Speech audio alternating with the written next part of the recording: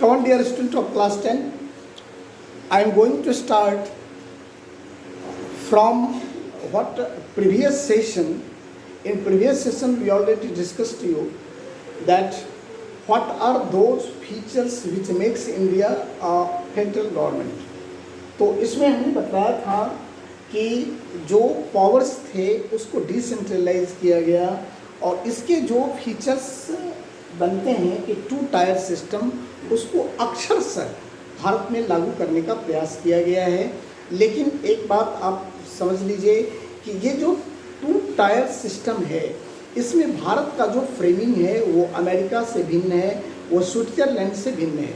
भारत में इस तरह की व्यवस्था की गई है या ऐसे आपको कॉन्स्टिट्यूशन के तहत सेंट्रल गवर्नमेंट को अधिक पावरफुल बनाने का प्रयास किया गया है, इसको याद रखिएगा। तो इसमें हमने पिछले सेशन में चर्चा किया था कि 3 तरह के लिस्ट बनाए गए हैं, जिसमें यूनियन लिस्ट है, स्टेट लिस्ट है और कंकरेंट लिस्ट है। इस सारी चर्चाओं के बाद आप आइए कि बहुत सारे सब्जेक्ट ऐसे थे जो उस समय इम्पोर्टेंट नहीं थे या उस समय अस्तित्व में नहीं आए थे, तो उसकी चर्चा कॉन्स्टिट्यूशन में नहीं की गई है। And those subjects which are not same important as this those are at present, that is comes on residuary subjects. Residuary subjects में जैसे एक उदाहरण आपको देते हैं कि कंप्यूटर सॉफ्टवेयर, जब हमारा देश आज़ाद हुआ, हमारे कॉन्स्टिट्यूशन की फ्रेमिंग की गई, तो उस समय कंप्यूटर जैसे सब्जेक्ट उस तरह के इम्पोर्टेंट नहीं थे और उस पर कोई विचार नहीं किया गया। लेकिन प्रेजेंट सिनेरियो है कि कंप्यूटर एक बहुत ही इम्पॉर्टेंट सब्जेक्ट है जो देश के एजुकेशन के लिए, जो देश के आपको चिकित्सा व्यवस्था के लिए, जो देश के डिफेंस के लिए, हर बैंकिंग के लिए, हर सिस्टम के लिए अब इसका उपयोग हम ले रहे हैं और इसका समान रूप से महत्व है। तो ये एक ऐसा सब्जेक्ट आया। इस तरह के बहुत सारे सब्जेक्ट हैं जो बाद में उभर के आए और जिस पर आपको इनिशिएटिव लेना आवश्यक था। तो संविधान में जितने भी अमेंडमेंट होते हैं, अमेंडमेंट परिवर्तन संसार का नियम होता है। हर जिस तरह प्रकृति में परिवर्तन होते रहते हैं, सामाजिक व्यवस्था में परिवर्तन होता रहता है, व्यक्ति के सोच में परिवर्तन होता रहता है, पारिवारिक व्यवस्था में परिवर्तन होते हैं, धर्म में परिवर्तन होता है। तो परिवर्तन हर चीज़ में है और होता रहता है। तो परिवर्तन के तहत जो नए नए सब्जेक्ट आते हैं वो रेसिड्यूअरी सब्जेक्ट्स में आते हैं और इसको हम उसके इम्पोर्टेंस के आधार पर विभिन्न लिस्टों में रखा गया है। यहाँ आपको एक चीज़ बताना आपके लिए आवश्यक है, इसको आप समझ लीजिए कि भारत जो आपको होल्डिंग टुगेदर फेडरेशन है, तो होल्डिंग टुगेदर फेडरेशन में जो पावर का डिसेंट्रलाइजेशन होता है वो कमिंग टुगेदर फेडरेशन की तरह नहीं होता है, क्योंकि होल्डिंग टुगेदर फेडरेशन का निर्माण ही कमिंग टुगेदर फेडरेशन के विपरीत होता है, अलग तरीके से होता है। तो यहाँ पावर्स का जो डिसेंट्रलाइजेशन होता है वो बहुत ही टैक्टफुली किया जाता है, जिसमें सारे स्टेट्स को, उसके सारे टेरिटरी को बांध के रखा जाए। तो भारत में यही व्यवस्था की गई है। भारत का संविधान या भारत जो है वो आप एक फेडरल कंट्री है, निश्चित रूप से निर्विवाद रूप से एक फेडरल कंट्री है, लेकिन भारत के कॉन्स्टिट्यूशन की आत्मा आपको फेडरल व्यवस्था में नहीं बसती है, ये यूनिटरी व्यवस्था में बसती है। इसका चर्चा हम पिछले वीडियो में भी बहुत संक्षिप्त में किए थे, लेकिन यहाँ आप समझ लीजिए कि यहाँ भारत में जो व्यवस्था की गई है वो पावर्स को डिसेंट्रलाइज करके इसको एक फेडरल कंट्री बनाने का प्रयास किया गया है। लेकिन विशेष स्थिति में जब देश पर देश की एकता को या अखंडता पर कोई कुठाराघात हो, या देश में आपको कंगाली की स्थिति आए, कोई नेचुरल डिजास्टर की स्थिति आए, तो उस समय ऑटोमेटिकली सेंट्रल गवर्नमेंट में सारे पावर वेस्ट हो जाते हैं। वो होता है कि इमरजेंसी लागू करके सेंट्रल गवर्नमेंट सारे पावर को अपने हाथ में ले सकती है। तो उस समय आपको जितने भी पावर का डिसेंट्रलाइजेशन है वो सब ऑटोमेटिकली बंद हो जाता है और सेंट्रल गवर्नमेंट आपको पावर में आ जाते हैं। भारत में जो व्यवस्था की गई है, जिस समय स्टेट्स का विलय हुआ तो उस समय में बहुत सारे स्टेट्स थे जो भारत में आने के लिए तैयार नहीं थे, जिसको भारत में लाने के लिए बहुत ही लंबा प्रयास किया गया। तो इन सारे स्टेट्स में जो पावर का डिस्ट्रीब्यूशन हुआ, उसको जो पावर्स दिए गए वो अन्य राज्यों से हट के दिए गए। तो इस तरह से भारत का बहुत सारा स्टेट है जिसको स्पेशल प्रिविलेज मिला हुआ है। जैसे आप एक उदाहरण के लिए जम्मू एंड कश्मीर ले लीजिए। जम्मू एंड कश्मीर के में अभी हाल फिलहाल में जो एनडीए गवर्नमेंट आपको भारतीय जनता पार्टी की जो सरकार है वो 370 की जो धारा वहाँ जो उसको जम्मू कश्मीर को स्पेशल प्रिविलेज देती थी उसको समाप्त की है। इसके बारे में आप जानते होंगे। इसके बाद 35A जो एक स्पेशल प्रिविलेज देता था उस स्टेट को, उसको समाप्त किया गया है और अब समान व्यवस्था लागू करने का प्रयास पूरे भारत में की गई है। तो वो जो 370 और 35A का powers, special power Jammu Kashmir को दिए गए थे, वो इसी व्यवस्था के तहत दिए गए थे।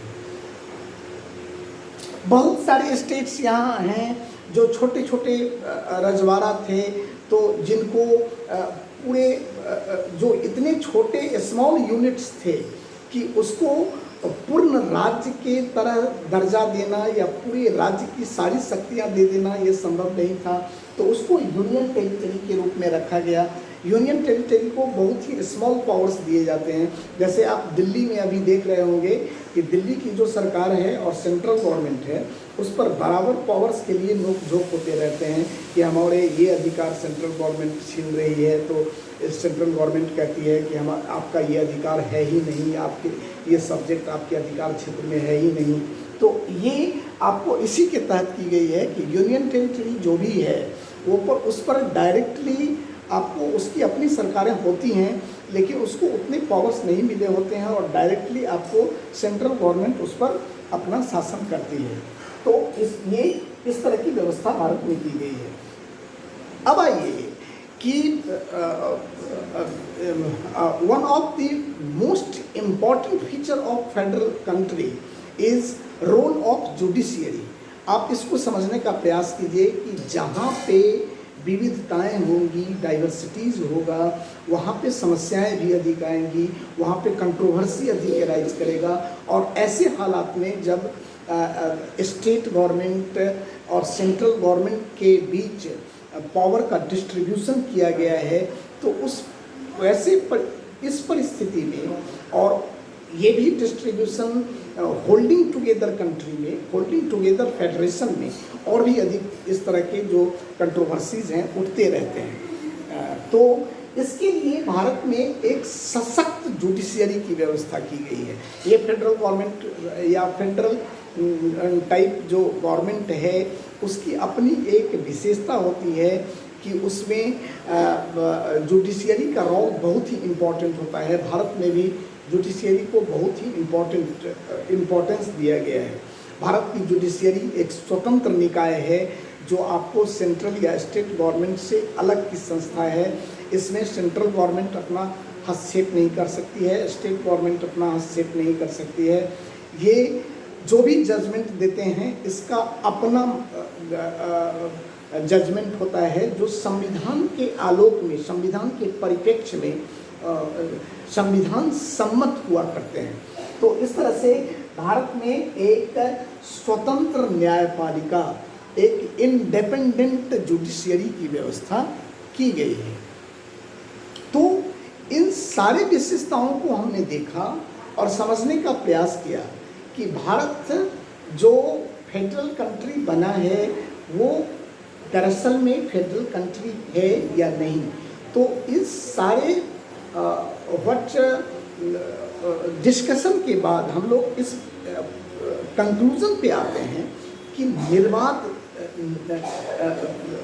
रूप से भारत एक फेडरल कंट्री है।